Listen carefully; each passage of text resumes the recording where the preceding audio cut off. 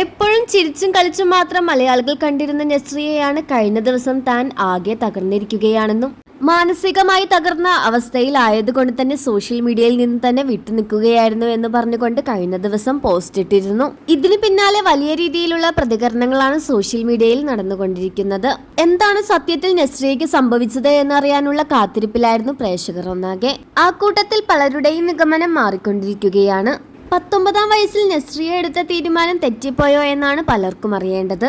ഫഹദുമായുള്ള divorce വാർത്തയാണോ എന്നറിയാനായി പലരും കാത്തിരിക്കുകയാണ്. നസ്രിയ ഇപ്പോൾ ഫഹദിന്റെ ഫ്ളാറ്റിൽ നിന്ന് മാറി ഒറ്റയ്ക്കാണ് താമസിക്കുന്നത് എന്നും ഉടനെ തന്നെ ഡിവോഴ്സ് വാർത്ത വരുമെന്നുമാണ് പലരും പറയുന്നത്. ആ കൂട്ടത്തിൽ ഇത് ഡിവോഴ്സ് അല്ലെന്നും നസ്രിയ പ്രഗ്നന്റ് ആയിരുന്നുവെന്നും അത് മിസ്കാരേജ് ആയി പോയത് കൊണ്ട് തന്നെ മാനസികമായി തകർന്നിരിക്കുന്ന അവസ്ഥയിലായിരുന്നു നസ്രിയ എന്നും ഒരു കൂട്ടർ പറയുന്നു.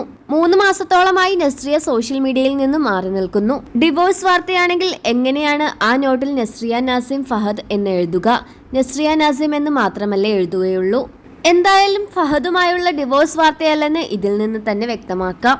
മിസ്കാരേജ് തന്നെയാണെന്നാണ് പലരും പറയുന്നത്. ആ ഒരു വേദന ഒരു പെണ്ണിനും താങ്ങാനാവില്ലല്ലോ എന്നാണ് ആരാധകർ പറയുന്നത്.